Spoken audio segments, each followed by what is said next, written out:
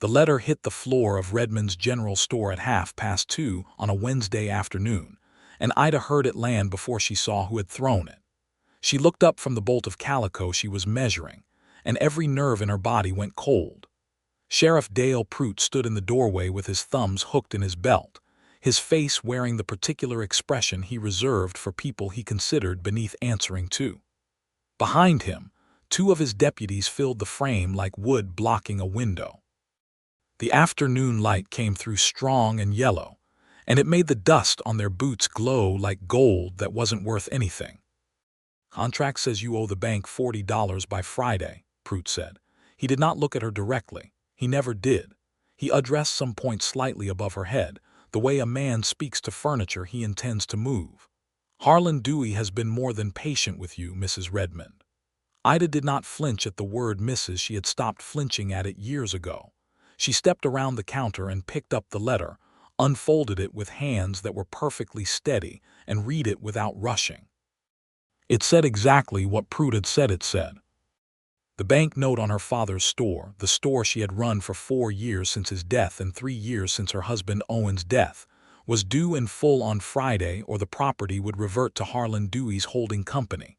$40. It might as well have been 4,000. "I'll have it," she said. Prout finally looked at her then, and she saw what was in his eyes. It was not cruelty exactly. It was something more dangerous than cruelty. It was certainty. He was certain she would not have it. He was certain she knew she would not have it. He was certain that the only logical conclusion to this entire situation was the one he and Harlan Dewey had already arranged between them over whiskey in the back room of the Silver Spur Saloon, which was that Ida Redmond would surrender the store and then surrender herself to whatever plan they had constructed. And nobody in Calico Flats, Kansas would say a word about it, because nobody in Calico Flats ever said a word about anything that might inconvenience Harlan Dewey. "Friday," Prout said, and walked out. The two deputies followed him without once looking at Ida, and the door swung shut, and the dust settled, and Ida stood in the middle of the store her father had built with his own hands in 1871, holding a letter that felt like a sentence, and she breathed once, twice, 3 times. Then she went back behind the counter and finished measuring the calico. Nobody had called her Ida in a very long time, not since her father had died. Before that, not since she was small enough to sit on his knee while he told her stories about the land before the railroads came through. Owen had called her Mrs. Redmond on their wedding day and had never stopped. The women of the town called her the Redmond widow. The men called her ma'am when they needed something from the store and nothing at all when they didn't. Her name had become a thing that existed only on paper, on the deed of the store and the banknote and the tax records at the county office. It was a legal name, a document name, a name that belonged to the town the way a fence post belongs to a field, functionally, without feeling. She was 28 years old, and she had not been called by her first name in so long that sometimes, in the quiet of the apartment above the store where she slept alone, she would say it to herself just to remember what it sounded like. Ida. It was a good name. Her mother had chosen it. Her mother had been dead for 11 years. That was the Wednesday. The drifter arrived on Thursday. He came in on the afternoon stage from Dodge City, which was not particularly unusual. Men came through Calico Flats on the stage from Dodge City fairly regularly, heading west toward Colorado or south toward Indian Territory. Men with flat eyes and rolled blankets, and the particular kind of silence that meant they were either running from something or looking for something and hadn't found it yet. Calico Flats sat at a crossroads of sorts, a small town of maybe 300 souls in the summer of 1879, built along a creek that was decent in spring and barely a trickle by August. There was a main street with a hotel, 2 saloons, a livery stable, a church, a barber shop, and Redmond's general store. There was a bank with Harlan Dewey's name on it and a sheriff's office with Dale Prout's boots propped up in front of it, and there was a school that was open 4 months of the year when the teacher wasn't down with fever. It was not a remarkable town, But it was Ida's town, or it had been before the bank decided to take it from her. She was restocking the flour sacks when the bell above the door rang and Walter Thatcher walked in. She did not know his name yet. She knew only what she saw: a man of about 32 or 33, broad through the shoulders, with the kind of lean, capable build that came from years of actual labor rather than the soft bigness that came from sitting behind a desk. He wore a duster that had seen considerable weather, a hat pulled low, and boots that were good quality but had walked a long road to get where they were. He had a week's worth of dark beard, a jaw like something carved with care, and eyes the color of good whiskey, which is to say amber and deep and with something burning quietly at the bottom. He stopped just inside the door and looked around the store the way a man looks at something he is trying to understand, measuring it, taking stock of it before his eyes landed on Ida. She looked back at him without expression. She was very good at without expression. "Afternoon," he said. His voice was low and unhurried, with a slight roughness to it that wasn't unpleasant. "Afternoon," she said. "Something I can help you with." He moved through the store with an easy economy of motion, not browsing, not dawdling, picking up what he needed with the efficiency of a man who had learned long ago to take only what was necessary. Dried beans, salt, a small tin of coffee, matches, a box of rifle ammunition. He set them on the counter and reached into his vest for money. "You're the owner?" he asked. "I am," Ida said. He nodded once, as though this confirmed something he had already suspected, and counted out the coins with exact care. She noticed his hands. They were the hands of a man who had worked with them, calloused and sure, but also careful. There was a thin scar along the right knuckle of his index finger, pale and old. "I'm looking to stay a few days," he said. "Does the hotel have rooms?" "It does," she said. "Mrs. Calloway runs it.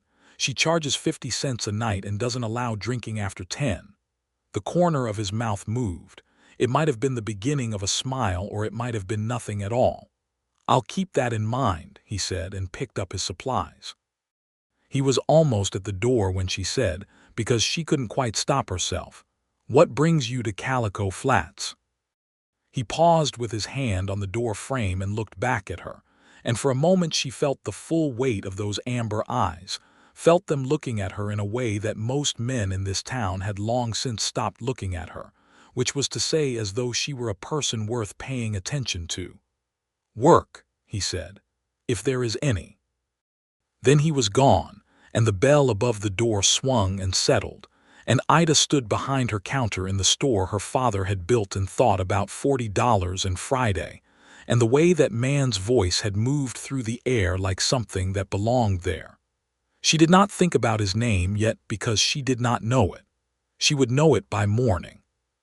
His name was Walter Thatcher, and he had come from Abilene before that and Wichita before that, and before that a dozen other towns strung along the Kansas plains like beads on a wire that had no particular destination. He had been a cattle drover in his 20s, then a ranch hand, then briefly a deputy in a town called Millhaven that no longer existed, and for the past 2 years he had been what the plains called a drifter, which was a word that meant many things and none of them kind. It meant rootless. It meant unattached. It meant that something had broken the mooring lines at some point and the man had been moving ever since, not running exactly, but not arriving either.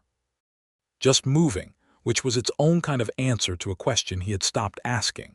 He had no dark past of violence or crime, which was unusual enough in 1879 to be worth noting. What he had instead was a past of loss, quieter and more persistent than violence, the kind of loss that does not announce itself with gunfire but settles into the bones over years, changing the way a man stands, the way he holds his mouth, the way he looks at things he knows he cannot keep. He had been engaged once, in Wichita, to a woman named Clara who had died of typhoid fever in the summer of 1876. After that he had worked and moved and worked and moved until movement became the only thing that felt honest, because everything that stood still eventually either left him or died, and movement at least was a thing he could control. He took his room at the hotel, ate dinner at the small dining room attached to it, and in the morning went to ask about work. It was at the livery stable that he heard about the store. The stableman's name was Pete Garver, a lean, weathered man of 60, with the kind of disposition that inclines toward talking. He took Walter's horse with the easy manner of a man who loves animals more than people, and while he worked he talked, because that was what Pete Garver did, and what he talked about was Calico Flats, which was what he always talked about to strangers because strangers were the only ones who didn't already know everything he had to say. He talked about Harlan Dewey, who owned the bank and half the property in town, and had his eye on the other half. He talked about Sheriff Prout, who was Dewey's man and everyone knew it. He talked about the store and the woman who ran it and the note that was coming due. She won't have the money, Pete said, not cruelly, just factually, the way a man states that winter comes after fall. Dewey's made sure of that. He's had Prout muscling her suppliers, driving off her customers. Some of the women still come in because they won't be told what to do by Dale Prout, but it ain't enough. Hasn't been enough for months. Walter brushed down his horse and listened. What does Dewey want with the store? He asked. Pete looked at him with an expression that said the question was both fair and slightly naive. He wants the building. It sits on the best corner of Main Street, and Pete paused, giving this next part the weight it deserved. He wants the woman. Word is, he's told her he'll forgive the debt if she agrees to marry him. Walter was quiet for a moment. And she hasn't agreed. She hasn't agreed, Pete confirmed, and the admiration in his voice was quiet but real. That woman has held that store together with nothing but stubbornness and good arithmetic for 3 years since her husband died. She's decent, fair, works harder than anyone in this town.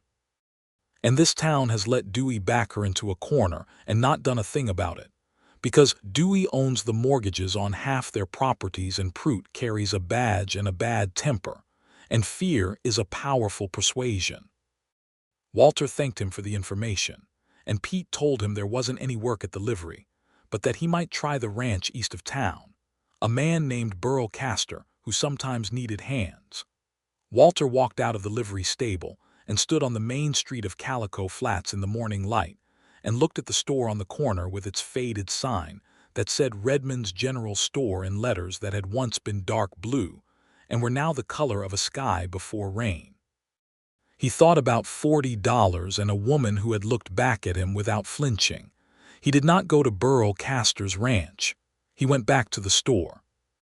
Ida heard the bell and looked up, and there he was again, without the duster this time, just a plain work shirt with the sleeves rolled to the elbows, and he put his hat on the counter and said, "I understand you might need some work done around the property. I'm a fair carpenter and I can do most anything that needs doing. I'm not asking for much, just a fair wage." Ida looked at him for a long moment. "Who told you I needed work done?" "Pete Garver at the livery," he said, without hesitation or embarrassment. "Pete Garver talks too much," she said. "He does," Walter agreed. "But he doesn't lie, that's worth something." Ida set down the inventory ledger she was holding and studied the man across her counter. She was a good reader of people. She had learned to be, because a woman running a business alone in a rough western town in 1879 could not afford to be a bad reader of people. She read Walter Thatcher now with the same careful attention she gave to everything that mattered, and what she read was this. He was not a man with a hidden motive, or if he had one, it was buried deeper than she could reach. He was not looking at her the way Harlan Dewey looked at her, which was the way a man looks at something he is calculating how to acquire. He was looking at her the way a person looks at another person. It was startling how startling that was. "The back porch has boards that need replacing," she said finally, "and the storage room door doesn't close properly. It won't be more than $1 worth of work." "That's fine," he said. "I pay at the end of the work, not before." "Also fine," he said. "My name is Mrs. Redmond," she said, because she always said it, because it was what people called her, and it was the name she wore in this town like a coat she had put on so many years ago she had forgotten what it felt like without it. He nodded. "Walter Thatcher," he said, and reached across the counter and offered his hand the way a man offers it to another man, as an equal. And after a brief surprise she took it, and his grip was firm and warm and brief, and he let go without holding on a second longer than necessary, which was more respectful than she was used to. He worked through the morning and into the afternoon. She heard him in the back, the sound of a hammer, the creak of old boards being pulled up, the quieter sound of new ones being fitted into place. It was not an unpleasant sound. She caught herself listening for it when it paused, which she recognized as a thing she should not examine too closely. At noon she brought him water from the well and a plate of biscuits she had made that morning, because she had biscuits and he was working, and it was the practical thing to do. He took the water and the biscuits and thanked her with a directness that was neither too effusive nor too indifferent, and they stood for a moment in the narrow shadow of the back porch where he had already laid half the new boards, and the air smelled of sawdust and dry summer grass. "How long have you had the store?" he asked. "My father built it in 1871, she said. "He ran it until he died. I've run it since." "That's 8 years of building something," he said, and there was a quiet respect in it that was nothing like pity, and she felt the difference between the two the way you feel the difference between warmth and heat. "Some people want to take it," she said, and then was immediately annoyed at herself for saying it to a stranger. But Walter Thatcher just looked at the new boards he had laid and said, "I heard. Dewey and his bank note." "You heard a great deal from Pete Garver," she said, and there was an edge in it, because her situation was not a thing she liked being discussed like weather. He looked at her then directly, and the amber eyes were serious and steady. "He admires you," Walter said. "The way he talked about you, it wasn't gossip. It was a man frustrated that a town he lives in isn't doing right by someone who deserves better." Ida did not know what to say to that. She looked at the new boards instead. "Is there any way to raise the $40? He asked, and it was a practical question, no drama in it, just a man trying to understand the shape of a problem. "I've asked everyone I could ask," she said. "The women who come in regularly have given what they could spare. I'm about $20 short. I have until tomorrow." "$20, he said. "It might as well be 20,000, she said. He didn't argue with that. He went back to work. She went back inside and served a customer and told herself she was not going to think about the $20 or Walter Thatcher, or the way it felt to have someone look at her like she was worth looking at, because none of those things solved anything and she had inventory to count. She was counting inventory when Harlan Dewey came in. Harlan Dewey was 51 years old, broad and prosperous, with the particular kind of handsomeness that belonged to men who had been powerful long enough that people had told them they were handsome so often it had become true by sheer repetition. He dressed well, spoke with a careful precision that was meant to suggest education, and had the unhurried manner of a man who believed time itself was on his payroll. He set his hat on the counter with the ease of a man who assumed every surface was available to him. "Mrs. Redmond," he said, "you're looking well." "Mr. Dewey," she said. She did not look up from the ledger. "I thought I might stop by and see if you'd given any further thought to my proposal," he said. "The business one, I mean. The one about the mortgage." He said business in a way that contained the other kind of proposal too, so that both meanings sat in the air together without him having to commit to either. "I'll have your $40 by Friday," she said. Dewey was quiet for a moment. She felt him recalibrating. "Now, Mrs. Redmond, let's be honest with each other. You're not going to have $40 by Friday. You know it and I know it. There's no shame in." "I'll have your $40, she said, and now she did look up, and she looked at him with the full force of a woman who had buried a father and a husband and a set of expectations about what her life was going to be, and she was still standing, and she intended to keep standing. "Thank you for stopping in." Dewey looked at her for a long moment, and the pleasantness did not entirely leave his face, but something shifted beneath it, something colder and more honest. "Friday," he said, and picked up his hat. He walked toward the door, and then he stopped because Walter Thatcher was standing in the doorway with a hammer in his hand and sawdust on his shirt, and the two men looked at each other in the particular way of men who are deciding things without saying them. "Afternoon," Walter said pleasantly. Dewey looked at him with the careful attention of a man filing a piece of information away. "Don't believe I know you," he said. "Walter Thatcher," Walter said. "I'm doing some work for Mrs. Redmond." Something crossed Dewey's face that was too quick and too controlled to fully read. He nodded once, said nothing, and walked past Walter and out into the street. Walter came inside, set the hammer on the counter, and said, "The porch is done. I'll start on the storage room door if that's all right." "That's all right," Ida said, and she was looking at the door Dewey had just walked through. "He's not a man who accepts no," Walter said, not as a question. "No," she agreed. "He is not." Walter picked up the hammer. $20, he said quietly, almost to himself.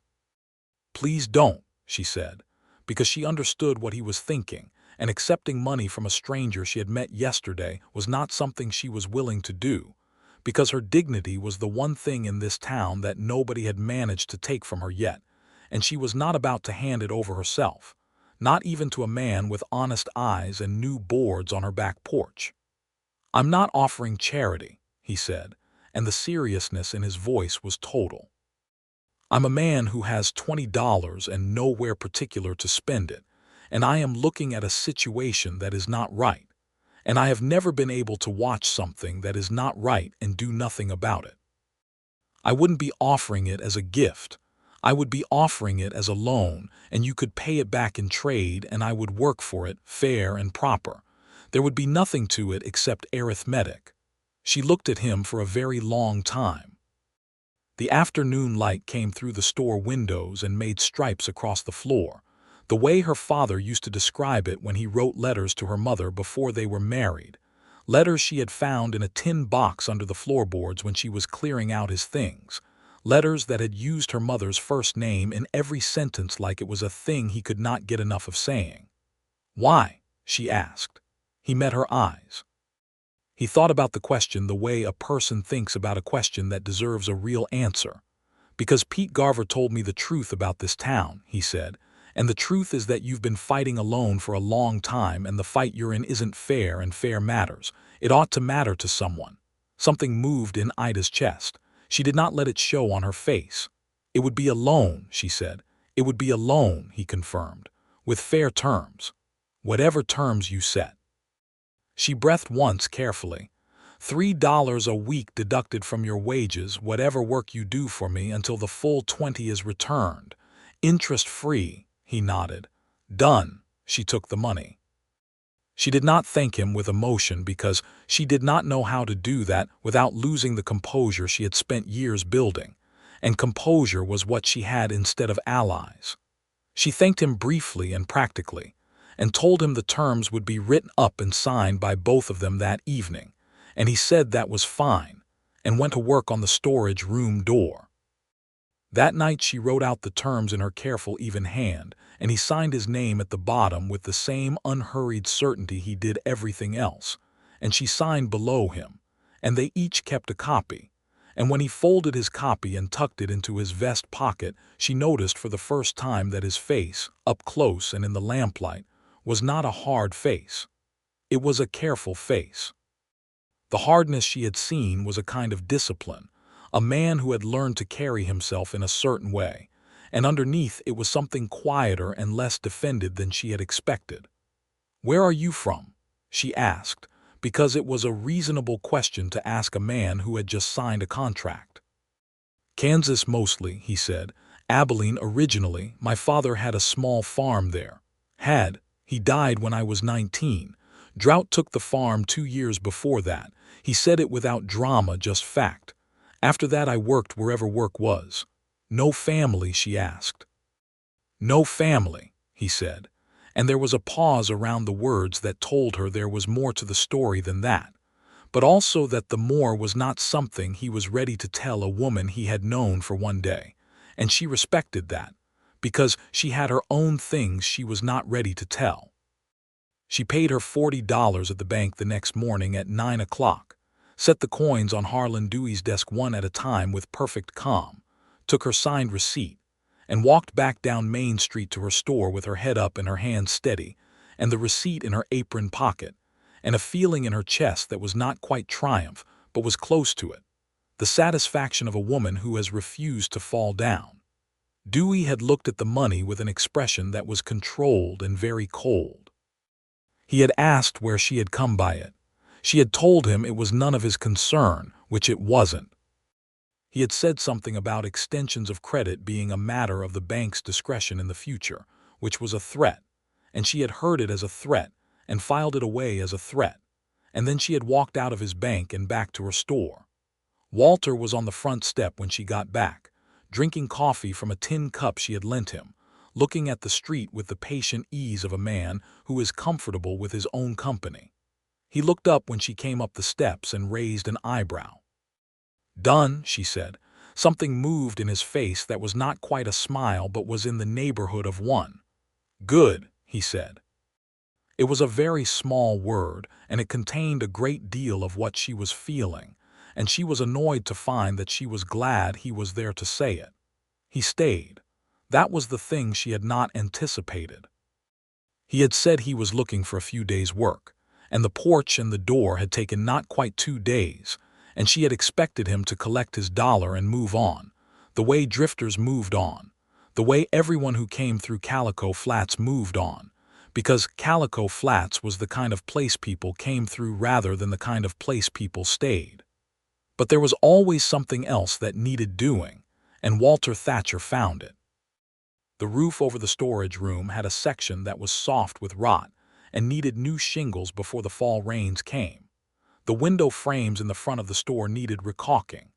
2 of the shelving units in the main room had joints that were working loose and would eventually fail. He found each thing with the quiet persistence of a man who is not trying to justify his presence, but simply cannot pass a thing that needs fixing without fixing it.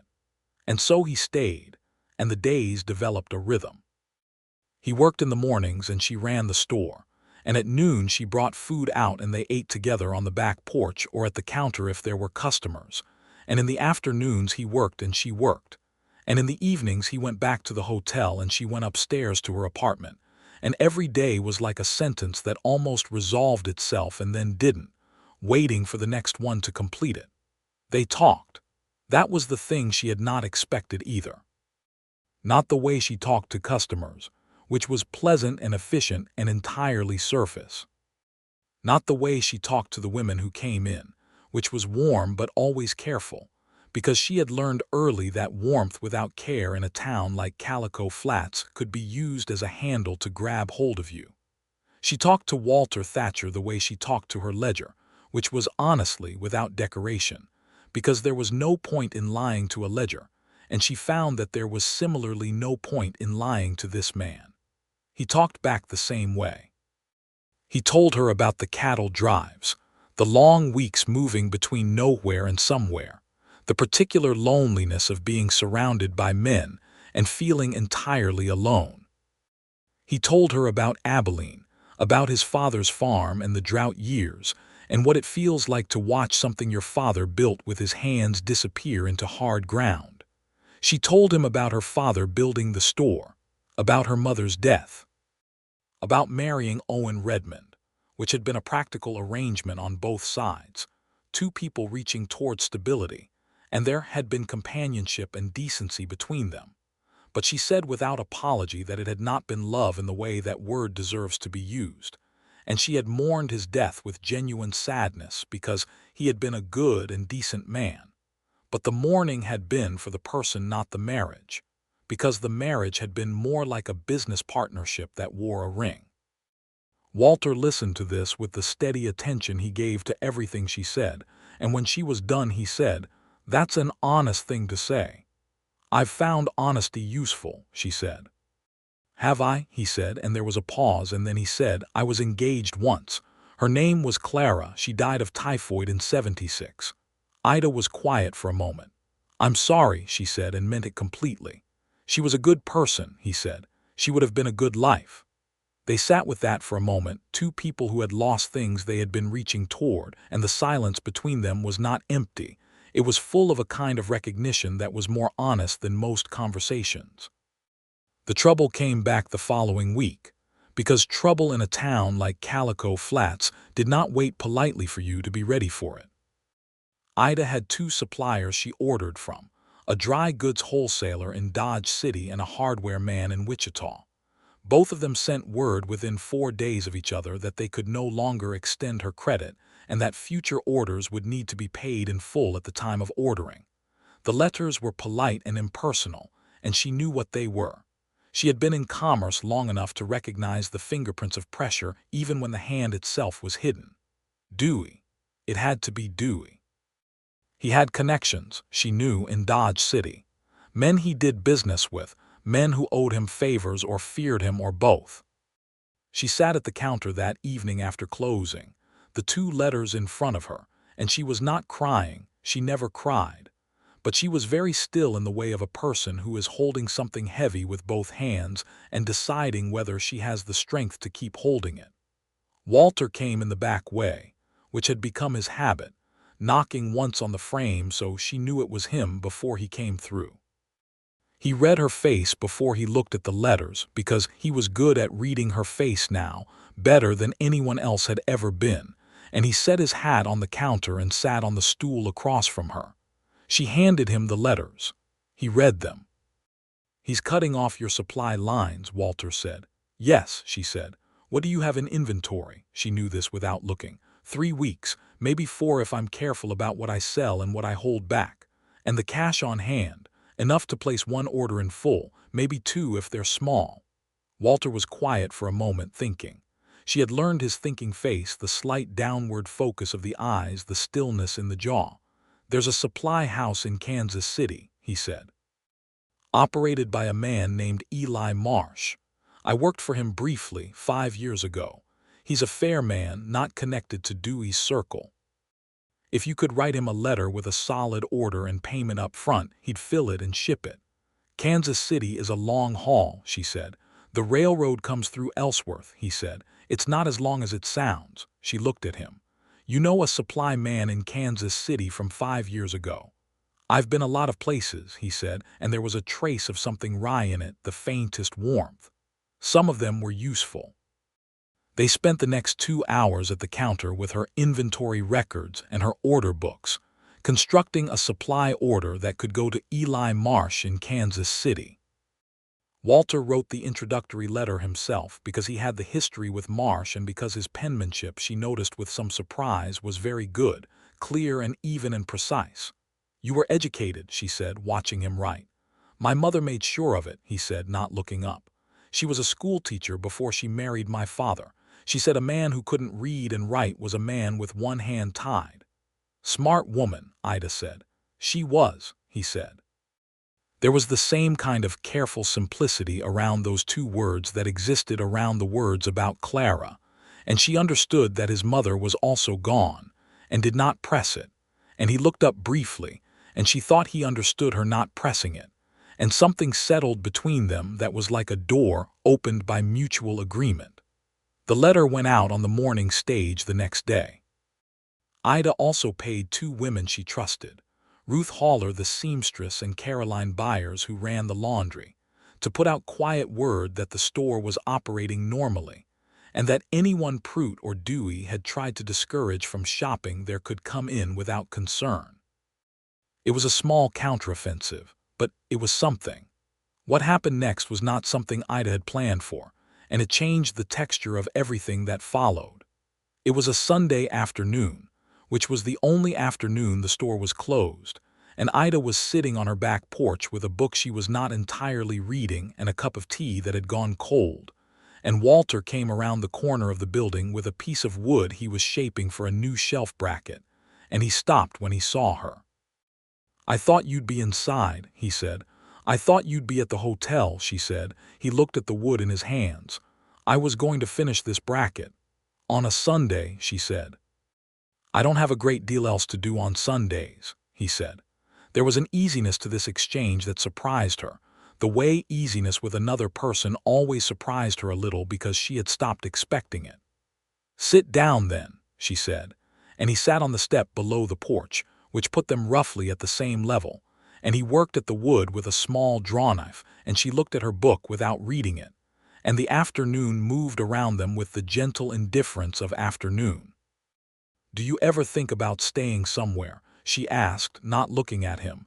He was quiet for a moment.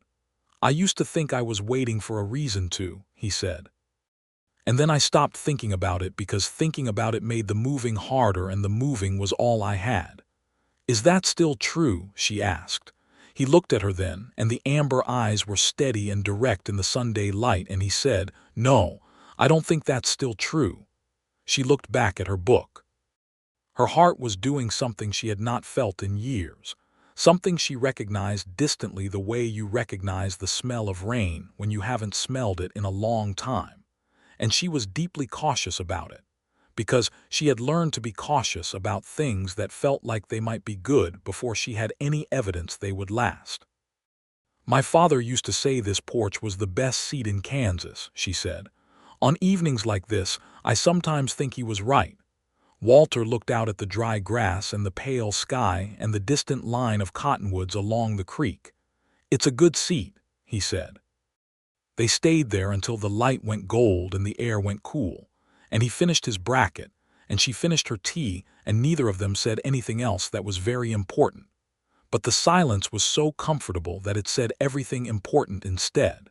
And when he finally stood and said good night and walked around the building toward the hotel, she sat alone on her father's best seat in Kansas and held her cold cup and tried to understand what was happening to her very carefully. The way you hold something fragile to figure out whether it is what you hope it is. The crisis came the following Thursday.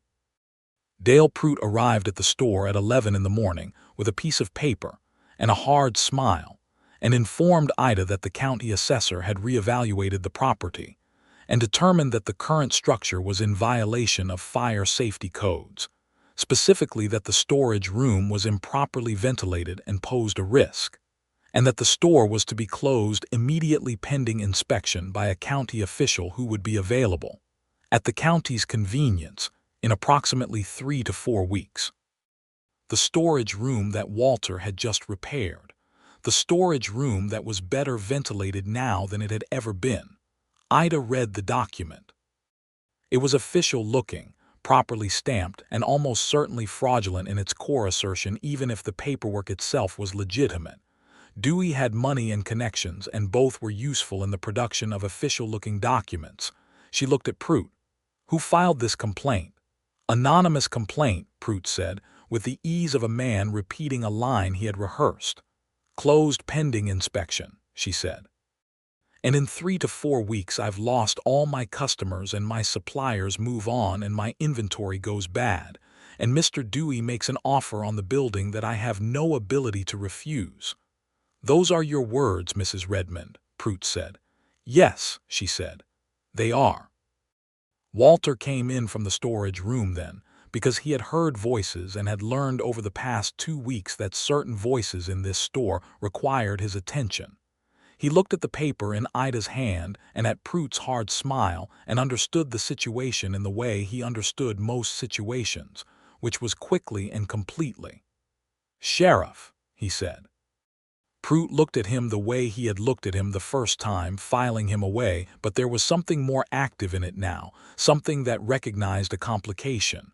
"Thatcher, I'd like to see the original complaint," Walter said. "The written one, with the complainant's signature." "I told the lady." "I heard what you told the lady," Walter said, and his voice was perfectly level and perfectly quiet, and had in it the quality of a man who will not be moved regardless of what is said next. "I'd like to see the original signed complaint, because that's a public record and any resident of this county has the right to review public records. If you don't have one, then this document has no legal standing."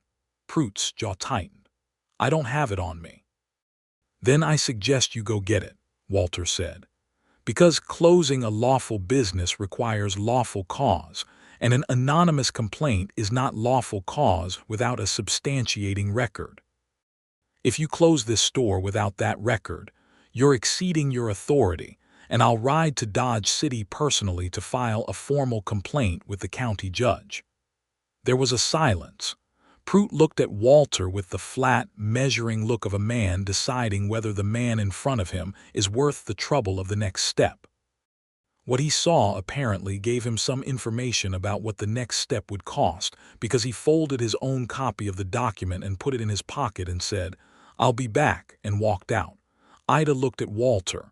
"Can you actually do that? File a complaint with the county judge?" "Yes," he said. "I know the procedure. I was a deputy once." "And would it work?" "Probably not immediately," he said honestly. "Dewey likely has connections with the county judge too, but it would slow things down and create a record, and men like Dewey don't like public records of their methods." Ida sat on the stool and pressed her hands flat on the counter and breathed. "He will not stop," she said. "No," Walter said. "He won't. So what do I do?"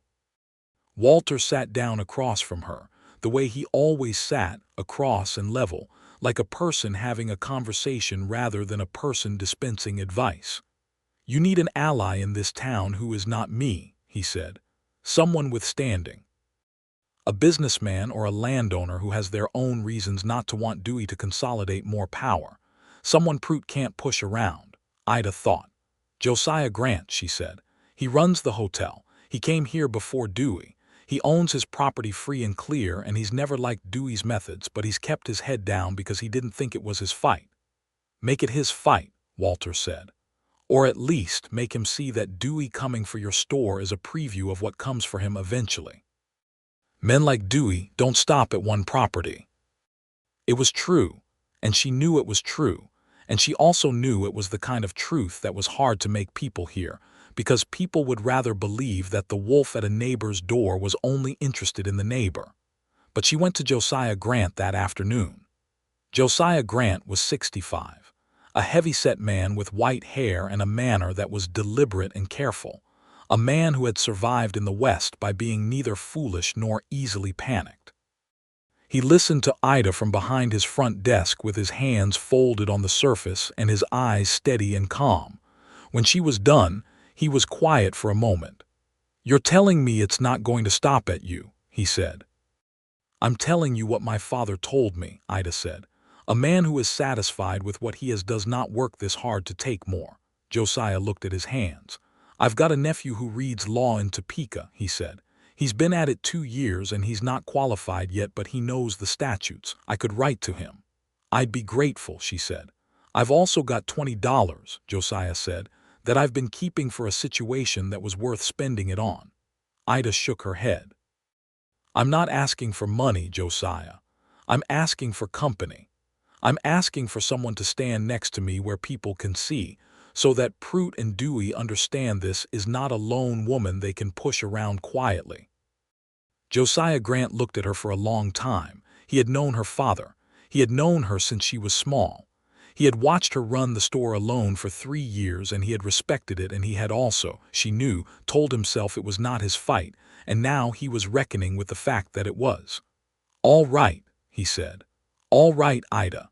It was the first time in years that anyone in this town had called her that. She felt it like a small shock, hearing her own name in someone else's mouth, remembering that it existed. She walked back to the store and told Walter what Grant had said, and Walter nodded with the particular focused nod of a man arranging information into a plan. "If Grant stands with you publicly, others will follow," he said. "There are people in this town who have wanted someone to move first. They've been waiting." "Why haven't they moved?" she asked, and she meant it genuinely because she had wondered this for years. "Because moving first is dangerous," he said, and there was a knowledge in it that went beyond Calico Flats, a knowledge that belonged to a man who had seen a great deal of what people do and don't do when power is arranged against them. "And because you've seemed like you might lose, and people don't like to attach themselves to a losing side. But if they think you might win, they'll call it their fight all along," she said. He looked at her with something that was warmer than agreement. "You understand people," he said. "I've had to," she said. The shift in the town came in the following days, and it was not dramatic, because the shifts that matter rarely are. It was Caroline Byers stopping in and loudly buying $3 worth of goods when she had told no one she was coming. It was Pete Garver telling every traveler through his livery that Redmond's was the best supplied store in the county. It was Josiah Grant posting a handwritten notice at the hotel that read simply, Redmond's General Store, under no threat, open as normal, which was a simple statement but which in a town like Calico Flats was as much a declaration of allegiance as anything could be without a formal statement. Prout did not come back with the formal complaint. The supply order from Eli Marsh in Kansas City arrived by wagon from Ellsworth 2 weeks after they sent it, full and accurate, and representing Ida's best-stocked shelves in 2 years. Harlan Dewey did not go away. But he went quiet for a little while, the way a man goes quiet when he is rethinking rather than retreating, and quiet was better than active, and Ida took it. Through all of this, Walter Thatcher worked and talked and sat on the back porch on Sunday afternoons, and what had been building between them, slowly and carefully, like a structure being built by someone who understood the importance of a good foundation, became something that neither of them could any longer pretend was only about employment or a loan. It was on a Tuesday evening in late September that it became undeniable. The store was closed, and the lamps were low, and Ida was doing her accounts at the counter, and Walter had come in the back to return a tool he had borrowed, and he set the drawknife on the counter, and stood for a moment longer than the task required, and she looked up and found him looking at her with an expression she had not seen on his face before, which was to say an expression that was not disciplined or careful or controlled. It was an expression that was simply true, the face of a person looking at something that matters to them. Ida, he said, just that, just her name. Her first name, the one nobody used, the one that existed only on paper and in her own voice in the quiet of her room.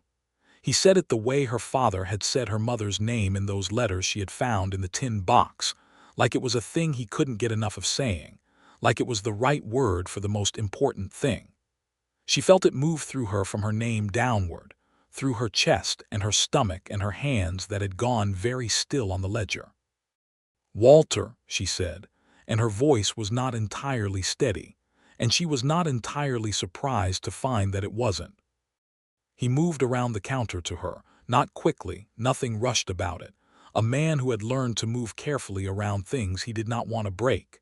He stood close enough that she could see the detail in his face, the careful lines of it, the amber eyes that were entirely serious and entirely warm. I don't know what your plans are for this store and this town, he said, and I'm not asking you to change them. But I need you to know that wherever I am for the rest of my life, I will be comparing everything to this. To here, to you, he paused, to the way it feels to have a reason to stay somewhere. She looked at him for a long moment. She was a careful person. She had been careful for a long time. She thought about Owen and the practical arrangement, and the ring she still wore out of habit and propriety. She thought about the women of this town who had watched her with a kind of sympathy that was indistinguishable from pity. She thought about Harlan Dewey and his certainty that she would eventually be unable to hold on, that isolation and pressure and time would do what he needed them to do. And she thought about what it had felt like when Walter Thatcher had said her name like it mattered. I haven't been called Ida, she said slowly, by anyone in this town in years, not since my father died. I had nearly forgotten it was my name at all. It's a good name, he said, with such complete sincerity that she almost smiled. My mother chose it, she said. She chose well, he said.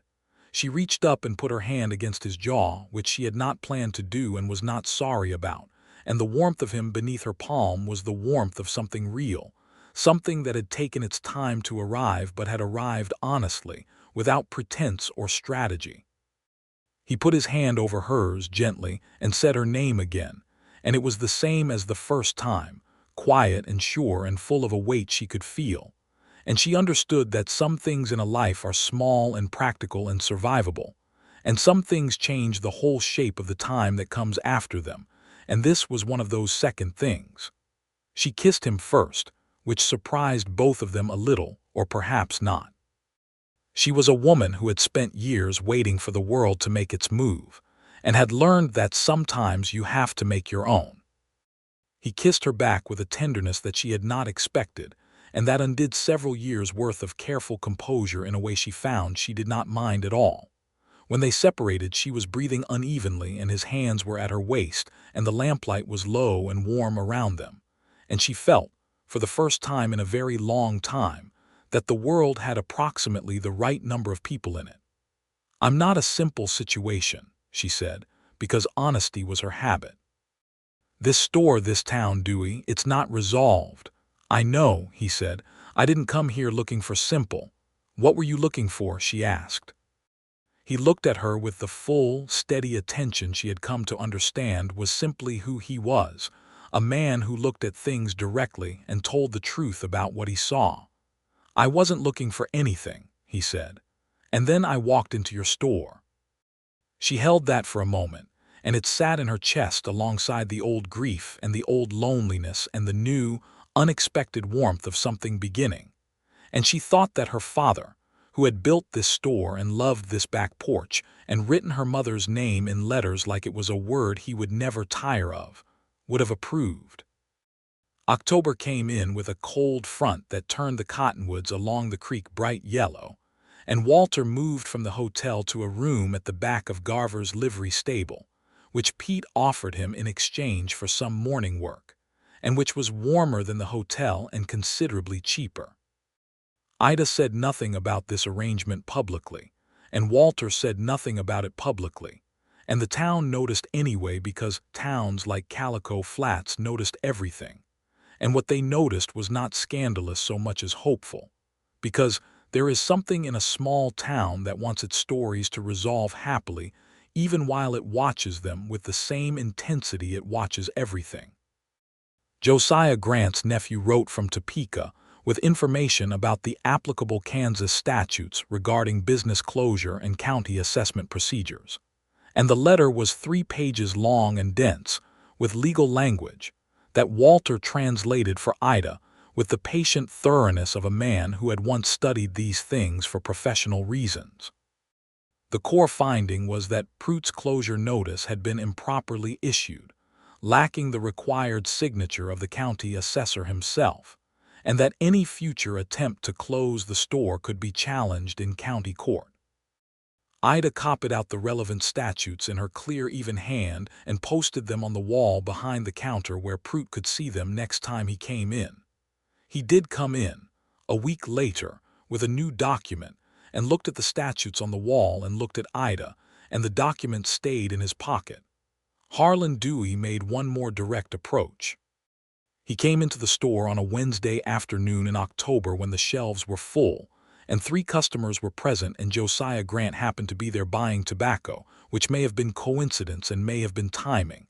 And Dewey looked at the store and at the customers and at Josiah and at Ida, and he said very quietly so that only Ida heard it, "This isn't over, Mrs. Redmond." And Ida looked at him and said with complete calm, "I imagine not, but I'm still here." He left. What happened to Dewey in the end was not dramatic, but was satisfying in the way that justice, when it does arrive, is often quiet rather than spectacular. Josiah Grant's nephew, now qualified and setting up a small practice in Topeka, filed a formal complaint with the Kansas Banking Commission regarding the practices of the First Bank of Calico Flats, citing 3 specific instances of improper pressure applied to creditors and debtors with documented connections to competing business interests. The investigation took 4 months and resulted in a censure that stopped well short of criminal charges, but was public record and was reported in the Dodge City paper and the Wichita paper. And Harlan Dewey's reputation, which had been the foundation of his power, developed a crack in it that widened over the following year. He sold the bank to a holding company out of Kansas City in the spring of 1881 and moved to Denver, and Dale Pruitt, whose authority had derived almost entirely from Dewey's backing, resigned as sheriff shortly thereafter, and the town elected a quiet, fair-minded farmer named Hollis Webb to the position, and things in Calico Flats changed in the gradual, imperfect way that things change when the weight that has been pressing on them is removed. By then, a great deal else had changed too. Walter Thatcher had asked Ida Redmond to marry him in November of 1879, on the back porch in the last of the autumn warmth, without ceremony or elaborate declaration, in the honest and direct way he did everything, which was to sit beside her and say that he had been thinking about the future for the first time in 3 years, and what he was thinking was that wherever his future was, he wanted it to be beside her, and that he was aware this was a question that had significant implications for a woman who owned a business and a building, and had worked very hard to be beholden to no one, and that he would understand if she needed time to think about it, or if the answer was no. Ida had looked at the cottonwoods along the creek for a moment, and at the pale November sky, and at Walter's hands resting on his knees, those calloused and careful hands that had fixed every broken thing about this building and several broken things about her that she had not known were broken. "I have thought about it," she said. "I've thought about it since the Sunday you came and sat on this step and worked on that bracket." He looked at her. "And, yes," she said, "but on terms." The corner of his mouth moved in that way she had come to love, the almost smile that was always about to become a real one. "Your terms are always reasonable," he said. "This store stays in my name," she said. "I run it.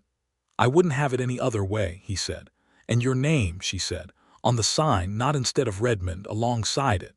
He was quiet for a moment, looking at her with an expression that was so nakedly moved that she felt it like a weight in her chest, a good weight, the weight of something solid that will not fall. "Redmond and Thatcher," he said softly. "Or Thatcher and Redmond," she said. "We can argue about it."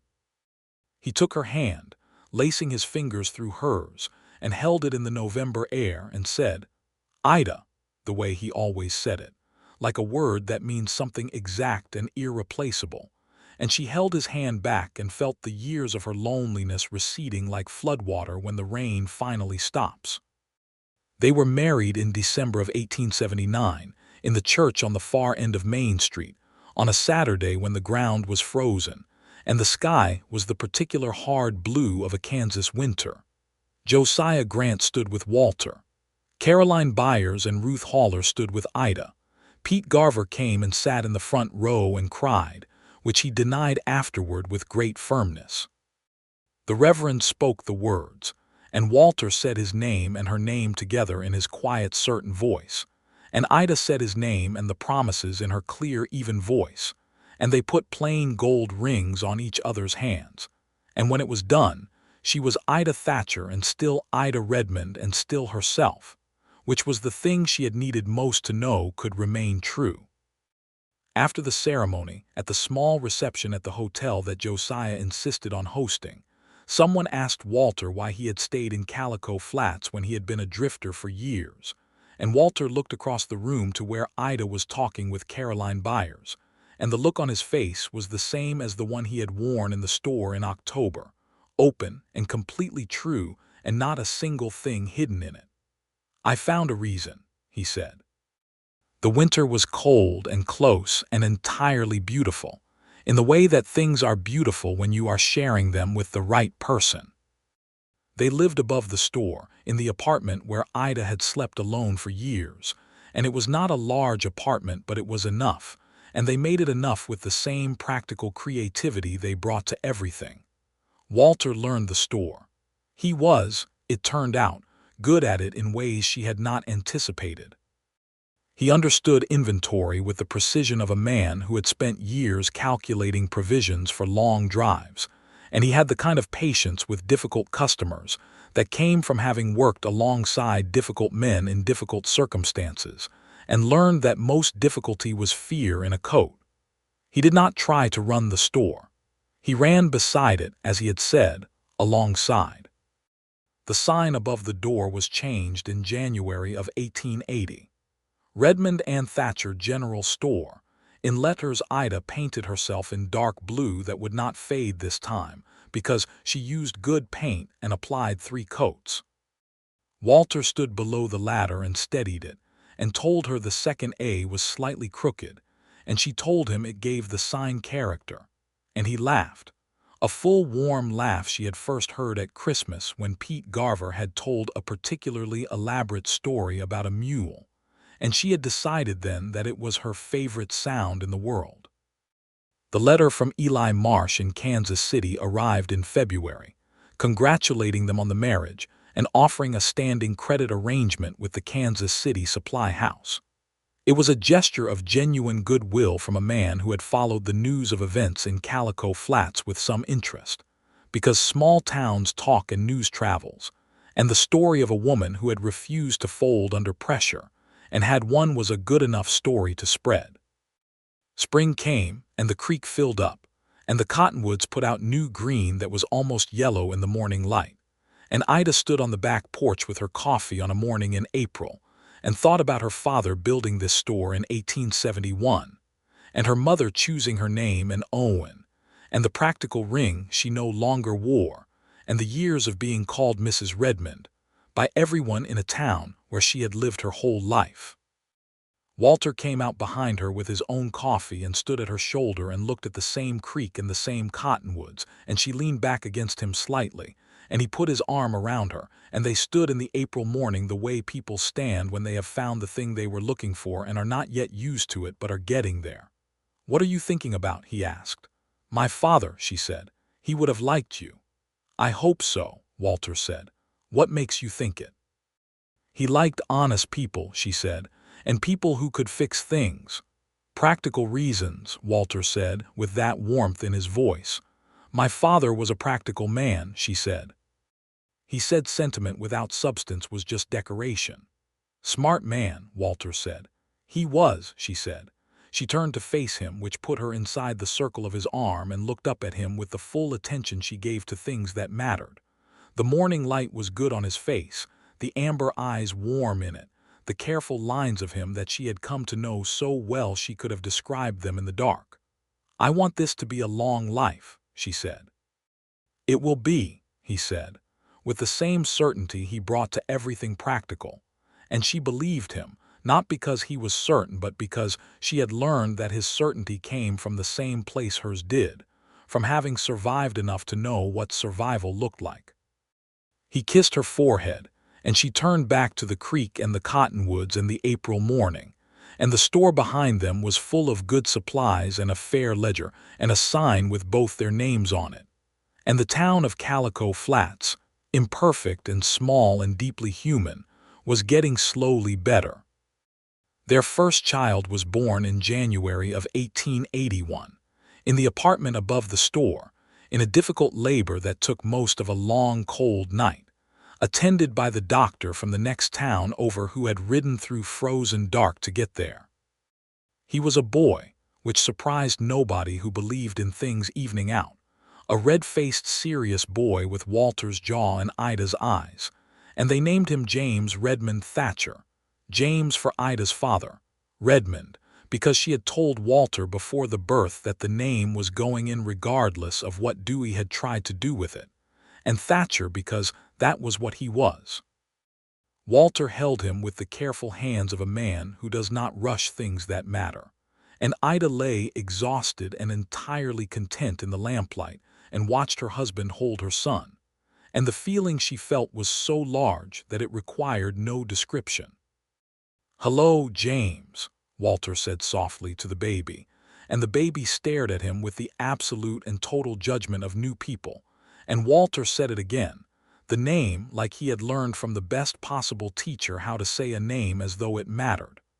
Ida smiled, which took more energy than she had and was entirely worth it.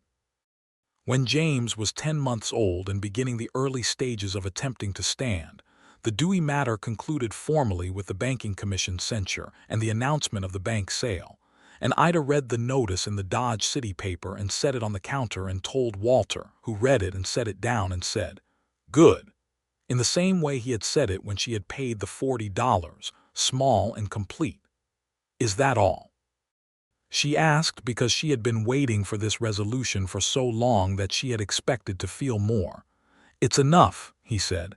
"He's gone. The store is yours. That's the whole thing." She thought about it. He was right. The whole thing was, in fact, the store standing and Dewey gone and her name on the sign and nobody able to take it. Everything else had been the road to that. It feels smaller than I expected, she said. Most victories do, he said. They feel bigger while you're fighting for them. You're very wise for a man who used to not know where he was sleeping, she said. I had a lot of time to think on the road, he said, and she laughed, which she did easily now, which was one of the several things about herself that had changed since Walter Thatcher had walked into her store and looked at her like a person. The summer of 1881 was good. The store was profitable in a real and solid way for the first time since her father's death. The arrangement with Eli Marsh in Kansas City was excellent, and she had expanded the stock to include a small but well-chosen selection of medicines and tonics, which she had studied carefully and could advise on with genuine knowledge, because she had always found the medical books among her father's stock interesting and had read all of them. Walter had taken on a partial partnership with Pete Garver at the livery, which suited him because it kept his hands busy in the mornings when the store was quiet, and Pete was delighted to have a partner who could do the work that Pete's aging back had begun to refuse. The two of them together were a small institution on Main Street, Pete talking and Walter listening, and both of them being genuinely useful to anyone who came through. Holly's Webb, the new sheriff, was everything Prout had not been. He was slow to draw, quick to listen, and deeply uninterested in serving anyone's financial interests. The town moved differently under him, more freely, and Ida noticed it in the store, in the way people talked and the things they said without looking over their shoulders. She was in the store on a Thursday afternoon in the summer of 1881 when Ruth Haller came in with her daughter Clara, who was 12 and serious, and wanted to know how arithmetic worked as it applied to running a business. And Ida spent half an hour showing her, at the counter, with the actual ledger, because Ida had decided some time ago that the knowledge she had been left to learn alone was not knowledge that should stay only with her. When Ruth and Clara left, Walter was leaning in the doorway between the store and the back room, watching her, and his expression was the open, true one, and she said, "What?" "Nothing," he said, "just watching." "That's not an answer," she said. "It is," he said. "Sometimes watching is enough." She shook her head at him in the way she had developed over 2 years of living with a man who was habitually understated about the things he felt most, and he caught her hand as she passed and held it for a moment, and she stopped and let him, and the afternoon was warm and ordinary and exactly right. James learned to walk in September and talked without stop after that, which anyone who had heard his mother and his father for any length of time recognized as entirely inevitable, because they were both people who said what they meant and meant what they said, and words in that household were not decorative. The second child came in the spring of 1883, a girl this time, and they named her Me, for no particular reason except that it suited her, which was apparent from the first days in the way that some names suit people from the beginning. Me was louder than James and more determined, and had her father's jaw and her mother's eyes, the same combination reversed, which Pete Garver pointed out, and then had to explain what he meant for several minutes. The store grew.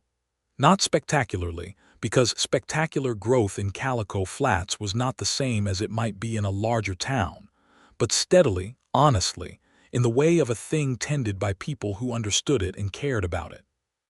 Ida expanded the medicines and added a small lending library on one wall, which she stocked with books ordered from the East, which was not common in western Kansas towns, but was, she had decided, both practical and important.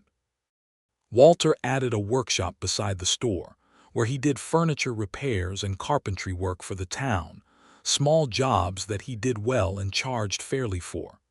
He was known, by the time James was 3, as the man to ask for things that needed doing, and in a small town there is no better reputation to have.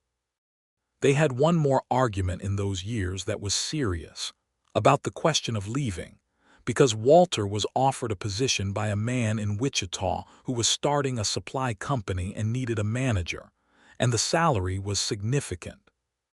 They sat at the table in the apartment above the store and talked about it for 2 evenings in the careful, honest way they talked about everything. And Ida said she did not want to leave because she had built this, and it was hers, and the town had become something worth being part of. And Walter said he understood completely, and that he had already decided not to take it but had wanted to have the conversation so that she did not feel she had kept him from something by being here. "Did I keep you from something?" she asked. "You kept me from wandering until I wore out," he said.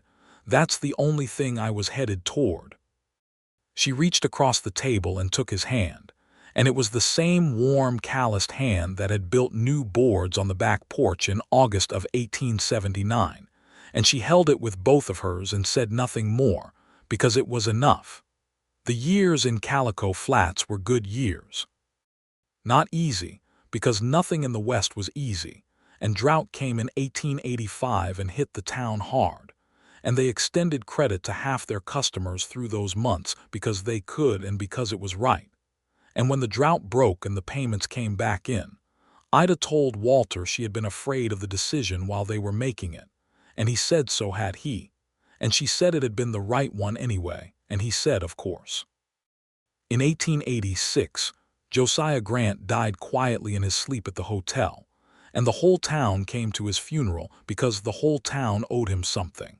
And Ida stood at the grave and remembered the afternoon he had called her Ida for the first time in years, and how startling it had been, and how it had reminded her that she had a first name, and she thought that Walter had started something when he said it the way he did, like it mattered. Because after that evening in October the people who knew them well had started using it, and it had come back to her slowly, her own name, like something returned after a long absence.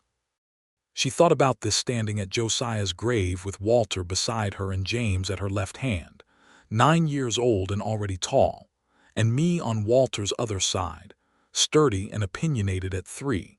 And she thought that the names people call you are a measure of how they see you, and a town that had once seen only a widow behind a counter had gradually learned to see a woman, and then to see Ida, and then to call her by it. And that had happened because one man had walked through a door and looked at her like a person and said her name like it was the right word for something irreplaceable. She took Walter's hand at the grave and he held it without looking because he always knew when her hand was there. "Are you all right?" he said quietly. "Yes," she said. "I'm thinking about names." He was quiet for a moment and then he said, "Ida," in the way he had always said it, and she felt it the same way she had felt it the first time, like a word that means something exact. "Yes," she said, "like that."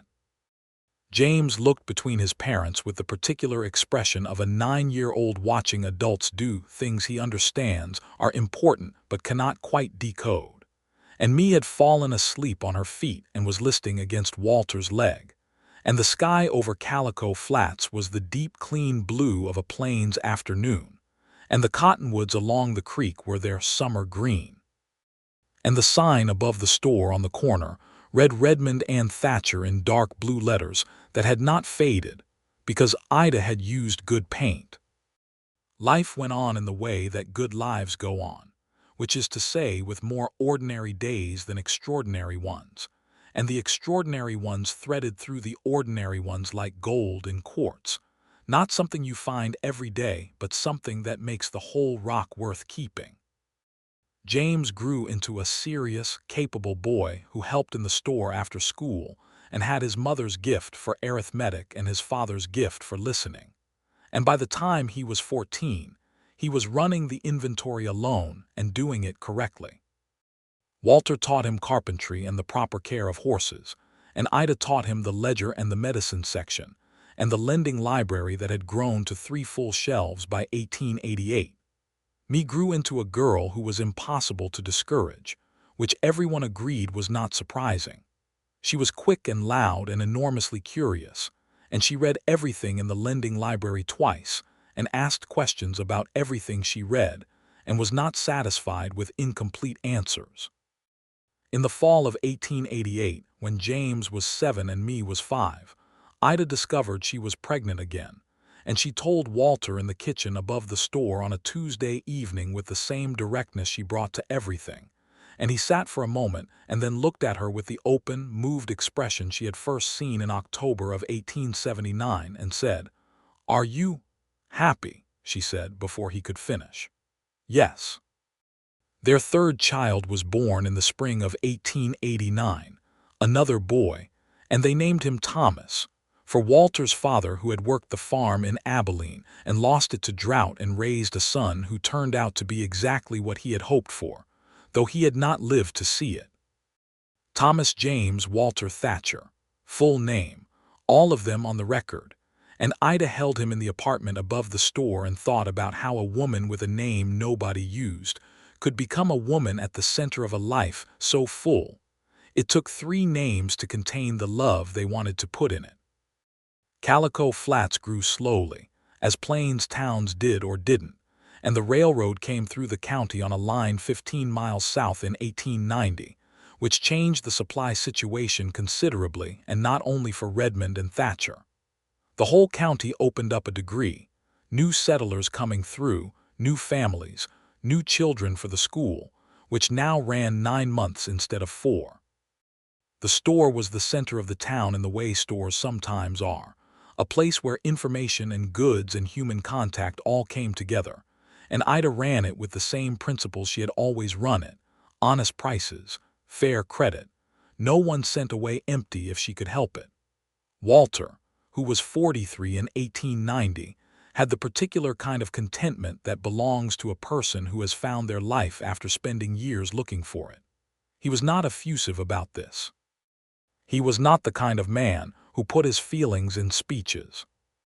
But he had the settled quality of a man who knows where he is and wants to be there, the opposite of the drifter who had stepped off the Dodge City stage 11 years earlier with his bedroll and his flat eyes, and his supplies going from nowhere to somewhere. He was somewhere. On a Sunday afternoon in October of 1890, which was the same month of year as the October when everything had changed, Walter came to the back porch where Ida was sitting with her book and her cold coffee as she always had, and sat beside her rather than on the step below, and they sat together at the same level in the autumn light with the cottonwoods turning yellow along the creek for the 11th time since he had first come to sit on that step. "Are you happy?" he asked her. He asked it sometimes, not because he doubted the answer, she thought, but because he liked the asking and she liked the being asked. She thought about the store and the sign and the children and the years and the name she wore now, which was both names, Redmond and Thatcher, and the name nobody had called her until he did, Ida, which everyone called her now, which had come back to her like water comes back to a dry creek. "Yes," she said. "Are you?" "Every day," he said without hesitation, and meant it with the totality he brought to everything he meant. She leaned into him, and he put his arm around her, and they sat on the back porch of the store her father had built, which was still standing, which was still theirs, which would be James's one day, and perhaps me's after that, or Thomas's, or all 3 of them together, which was not something she had thought about at 28 with $40 she did not have and a letter in her apron pocket, but was something she thought about now with the particular pleasure of a woman who had built what she built. The creek ran along below the cottonwoods. The sky was the clean, cold blue of a plains October. The boards of the back porch were solid under their feet, because Walter had replaced them 11 years ago when he had first come to fix what was broken, and he had used good wood. Thomas cried from inside, and me's voice answered him, and James's footsteps crossed the floor above, and the whole warm, ordinary noise of a family moving through a Sunday afternoon came through the walls of the building around them, and Ida felt it the way you feel a thing that is exactly what it should be, completely and without reservation. "Ida," Walter said, just her name, as he had said it 1,000 times in 11 years. "Walter," she said, and it was still, after all this time, the right answer to the right word, and the afternoon moved around them golden and unhurried, and the sign above the door read Redmond and Thatcher in letters that had not faded, and the town of Calico Flats, imperfect and small and getting better, went on around them in the particular way of places where people have decided to stay. It was not a perfect life. It was better than that. It was a true one, built piece by piece from honest work and hard choices, and the kind of love that does not announce itself with ceremony but proves itself every day in the way a person says your name, in the way they hold a ladder steady, in the way they sit beside you on a Sunday afternoon and ask if you are happy. Nobody in that town had called her by her first name until the drifter said it like it mattered. And after he did, she had never stopped hearing it. And after he did, the name had come back to her from everywhere, from Josiah Grant at the grave and Ruth Haller in the store and Pete Garver at the livery and the whole town of Calico Flats. Slowly, imperfectly, in the way places learn to see the people they had been looking at all along, and it had been her name all along. It had always been her name, Ida, her mother's choice, her father's daughter's name, and it was hers, and now it was spoken by the people who loved her as though they knew what it was worth. Which it turned out was everything, which it had always been.